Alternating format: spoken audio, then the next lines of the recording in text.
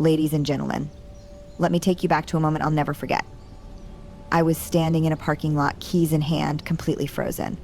My heart was pounding so loud I swore people could hear it. My breath, shallow, my palms, sweaty. And my brain, oh, it was convinced, absolutely convinced that something terrible was about to happen. But here's the thing, nothing was happening. No tigers were chasing me. No alarms were blaring. No one was coming after me. And yet my brain was screaming, danger, danger, like a smoke detector that had no idea the toast in the kitchen was just burning. Sound familiar? Maybe your version happens before a big presentation, or in a crowded room, or alone at night when the what-ifs creep in. Maybe it's when you check your bank account and feel that rush of heat in your chest, or when your phone rings and you suddenly assume it's bad news. Or maybe it's just that quiet, nagging fear that shows up uninvited, the one that whispers, what if today is the day everything falls apart? You know what I mean, don't you? That sudden hijacking of your thoughts. The moment your stomach drops and you feel like the air's been sucked out of the room. It's as if your body and mind are racing ahead of you, convinced you're on the edge of a cliff, even when you're standing on solid ground. And when it happens, you can't logic your way out of it. You can't say calm down and magically feel better. Because your brain, it's already sounded the alarm, and once that alarm goes off, the only thing you want to do is escape, run, hide, or fight your way out of the invisible danger. But here's the part that changed everything for me. I wasn't broken dot. I need you to hear that. Because if you've ever had one of these moments, or if you've had dozens or even hundreds of them, you've probably told yourself there's something wrong with you. You've probably wondered why you can't just let things go, why you can't just relax, why you can't just stop worrying so much. And if you're anything like me, you've maybe even blamed yourself for feeling this way. I used to think I should be stronger than this, I should have it together by now. Other people don't feel this way, why can't I handle it? But let me tell you something that changed the game for me. It's not your fault. Because what I didn't know then, and what so many of us are never taught, is that our brains are designed to react this way. They're wired for it. It's not a flaw, it's a feature. You are not broken. Your brain is just doing its job. And once I understood that, once I realized that my brain wasn't betraying me, it was protecting me, it felt like I had the key to a door I didn't even know existed. A door that led to freedom, peace, and power. Because here's the truth most people never learn. You can train your brain dot. You can teach it how to respond differently. You can show it how to stop treating every email, every text message, every hard conversation like it's life or death. And I know that might sound impossible right now. If you're in the middle of a season of fear or anxiety, it might sound too simple to be true. But stay with me. Because I'm not talking about a magic fix or a quick hack. I'm talking about tools, real, practical tools that let you hit the brakes when your mind starts to spiral. Tools that give you the power to pause and reset right in the middle of that panic. And the best part, these tools don't take months or years to work. They work instantly if you're willing to use them. So let me ask you, are you ready? Because today we're going to give your brain a new job. And once you see how powerful that shift can be, there's no going back dot, you see. Your brain's first job isn't to make you happy, it's to keep you safe. That's it, safety first, always. It doesn't care if you're thriving or fulfilled or excited about your dreams. It cares about one thing, survival. And for most of human history, that's exactly what we needed. Imagine living thousands of years ago, surrounded by real physical threats, predators lurking in the shadows, rival tribes looking for a fight, the constant uncertainty of food and shelter. Our ancestors didn't have time to debate whether they were overthinking things. If they hesitated, even for a second, they could lose their lives. So the brain evolved this incredible alarm system, the fight or flight response, to keep us alive. It's fast, automatic, and laser-focused on spotting danger. And back then, it was a lifesaver, quite literally. If you heard rustling in the bushes, you didn't stick around to figure out whether it was a tiger or the wind. You ran. But here's the problem, we don't live in the wilderness anymore. Most of us aren't facing life or death situations every day. We're facing traffic jams, emails, deadlines, social media comparisons, and awkward conversations. We're facing things that aren't physically dangerous but feel emotionally dangerous. And guess what? Your brain doesn't know the difference. It reacts to a bad email the same way it would react to a bear chasing you. It pumps adrenaline into your system, floods your muscles with energy, and speeds up your heart so you can fight or run. It's not rational, it's instinctive. And because your brain's number one priority is to keep you alive, it defaults to fear first. It's scanning your environment 24/7, looking for potential threats. Not just the obvious ones, but any sign that you might be judged, rejected, or humiliated, because to your brain, social rejection feels just as dangerous as physical harm. It's why your heart races before a presentation. It's why you lie awake at night replaying that awkward conversation from earlier. It's why you sometimes feel paralyzed by decisions, even small ones. Your brain is trying to protect you, but it's overreacting. It's like a smoke alarm that goes off every time you burn toast. It's loud, it's jarring, and it's hard to ignore. But it's not actually telling you the truth. It's telling you a story that says, this is dangerous. This is bad. You can't handle this. And if you don't interrupt that story, it loops over and over again. The worst part, when you listen to that story long enough, it starts to feel like the truth. It feels like evidence. You think, well, if I'm this scared, something must be wrong. But fear isn't proof. It's just a reaction. And here's the kicker. Once your brain locks onto a threat, it doesn't just stop there. It starts looking for more evidence to confirm it. Ever noticed how one bad thought can snowball into a full-blown spiral? That's not you being dramatic. That's your brain trying to keep you safe. It's called confirmation bias, and it's why you can go from I made a mistake at work to I'm going to lose my job to I'm a complete failure in less than 30 seconds. Your brain thinks it's helping, but really it's feeding your anxiety. And here's what most people don't realize: this isn't just mental, it's physical. The moment your brain senses a threat, your body reacts, your heart rate speeds up, your muscles tense, your digestion slows down because your body is literally preparing for battle. It's an ancient system designed for survival, but it wasn't built for the modern world. So, what do? Do we fight against it? Do we tell our brains to stop freaking out? No, that's like yelling at the smoke alarm instead of turning it off. The first step is understanding that your brain isn't broken, it's doing exactly what it was built to do. It's just working with an outdated operating system, one that's still running on ancient code. And here's the good news: that code can be rewritten. You're not stuck with it. You don't have to live in fight or flight mode forever. Once you understand how your brain works, you can start to work with it instead of against it. You can teach it how to slow down, how to question those automatic reactions, and how to shift from panic to peace, sometimes in a matter of seconds.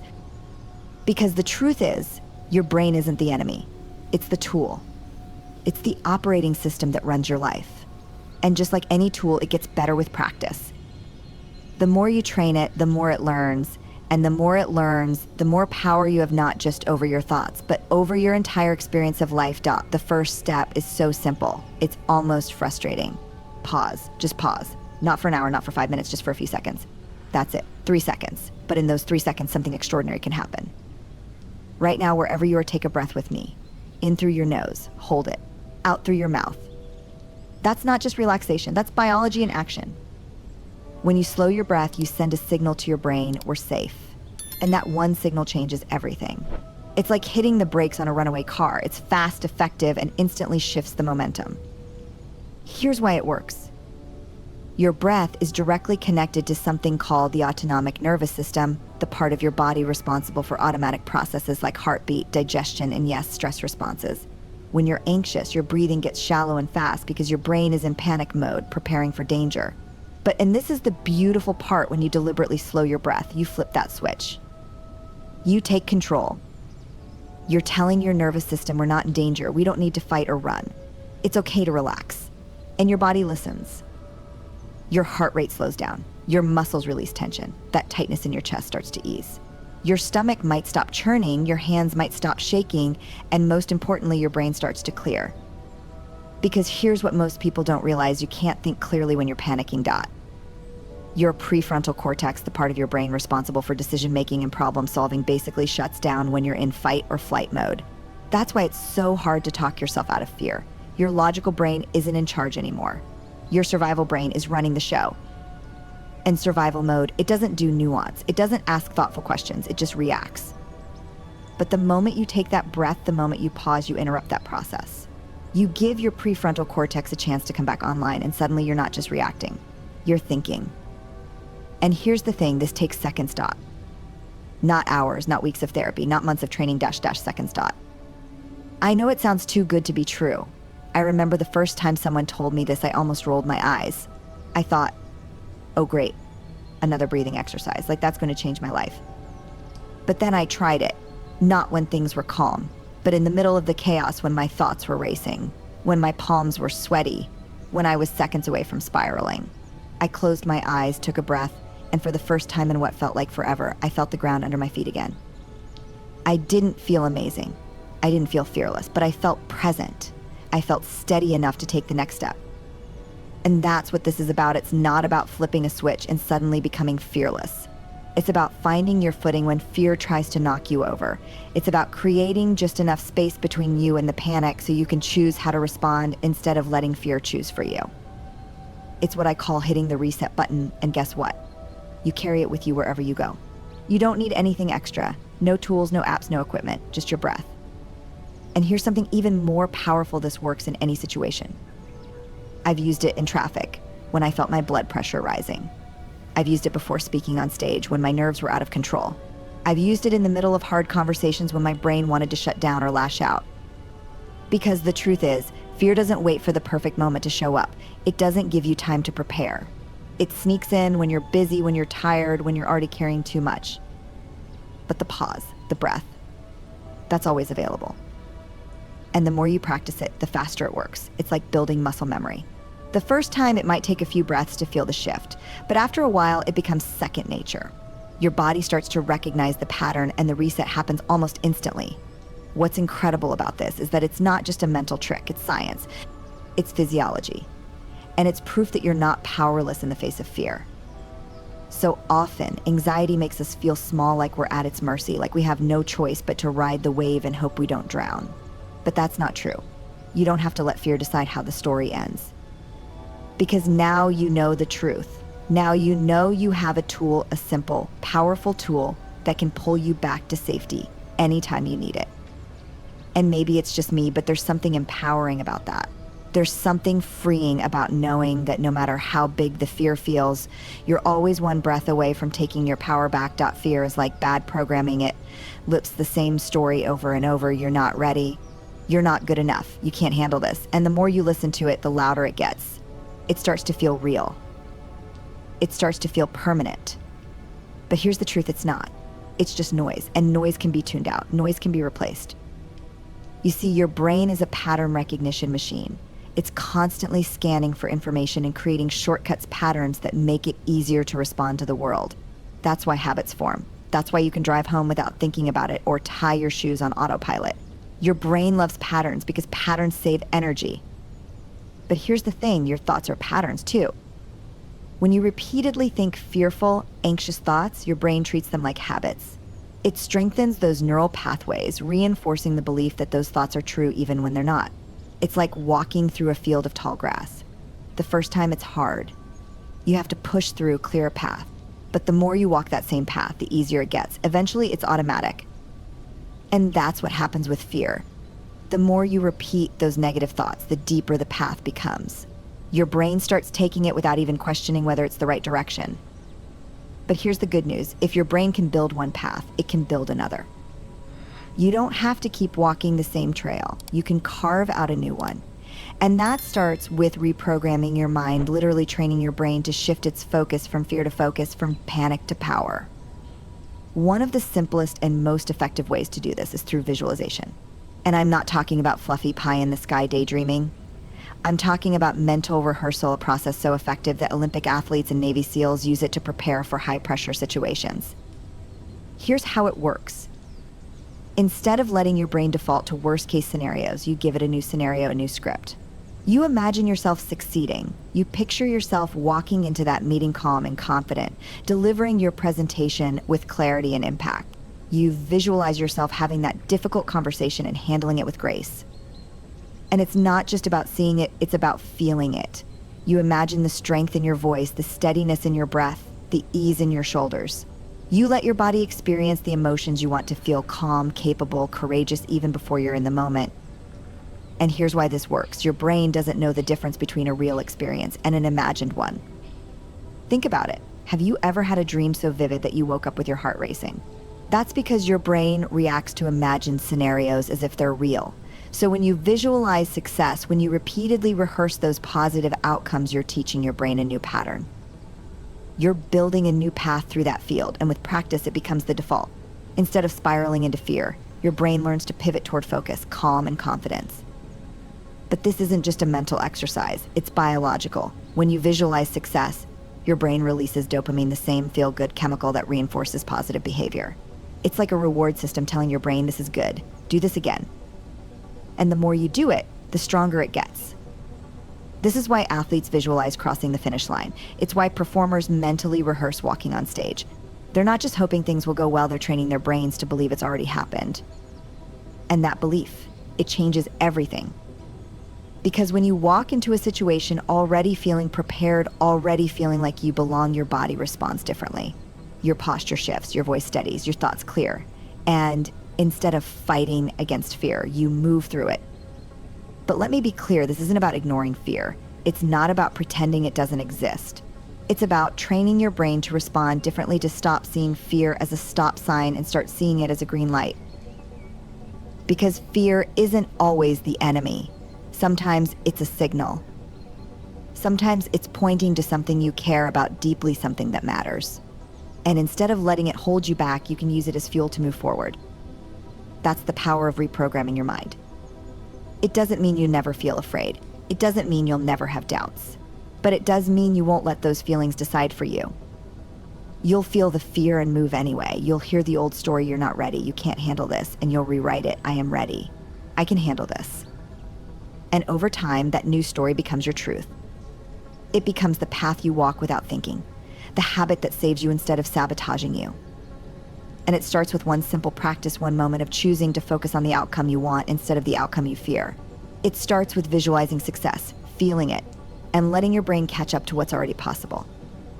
Because once your brain believes it, everything else falls into place. The most powerful shift happens when you realize that fear doesn't have to be the enemy, it can be the teacher. It's not something to fight or push away, it's something to face, understand, and even befriend. And that shift, that ability to step toward fear instead of running from it, is where real freedom begins. Because here's the truth, fear isn't always wrong. Sometimes it's pointing to something important, something meaningful. It's there to highlight the edges of your comfort zone, the places where growth and transformation are possible. It's there to remind you that you're stepping into something new, something bigger than what you've known before. Think about it. Fear doesn't show up when you're playing small or staying safe. It shows up when you're standing on the edge of something unknown, when you're about to take a risk, have a hard conversation, or put yourself out there in a way that feels vulnerable. And vulnerability, that's where courage lies. Courage isn't the absence of fear. It's moving forward even when fear is present. It's deciding that the thing you want, the connection, the opportunity, the growth is worth more than the discomfort of fear. But let's be honest, that's easier said than done. Because fear doesn't feel like a gentle nudge, it feels like a tidal wave. It can feel overwhelming, like something you have to escape. And that's where most of us get stuck, not because we're weak or unprepared, but because we're human. We're wired to avoid pain and seek comfort. It's natural. But the irony is, the more we avoid fear, the stronger it grows. The more we run from it, the more power we give it. It becomes the thing that controls us instead of the thing we learn from. So what if, instead of resisting fear, we got curious about it? What if, instead of seeing fear as a wall, we saw it as a doorway, a signal that we're stepping into territory that matters? What if we allowed fear to point us toward the things we care about most? Because here's the thing, fear and excitement feel almost identical in the body. The racing heart, the shallow breath, the surge of adrenaline. The difference, the story we tell ourselves about what those sensations mean. When we label it fear, we see danger. When we label it excitement, we see possibility. And that shift, changing the label, can change the entire experience. I remember the first time I reframed fear as excitement. I was about to step on stage to give a talk, and my hands were shaking. My heart was pounding so hard it felt like it might jump out of my chest. And every voice in my head was screaming, "You can't do this. You're not ready. This is too much." But instead of trying to calm myself down, I did something different. I told myself, this isn't fear, it's energy. It's momentum. It's my body getting ready to show up. And just like that, the same feelings that had felt overwhelming a moment ago suddenly felt empowering. My heart wasn't pounding because I was in danger, it was pounding because I cared, because I was alive. And that's what fear does, it reminds us that we're alive, that we're in the arena, showing up and taking risks. It reminds us that what we're doing matters. And when we stop running from it, when we stop treating it like the enemy, we open ourselves up to something even more powerful: growth. Because every time we face fear and move through it, we prove to ourselves that we're stronger than we thought. We expand our capacity. We build trust in ourselves, not because we never feel fear, but because we know we can handle it when it comes. And that trust, that's what changes everything. It's what allows you to take risks without second-guessing yourself.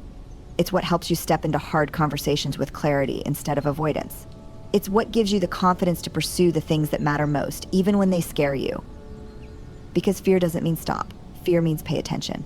Fear means this is important.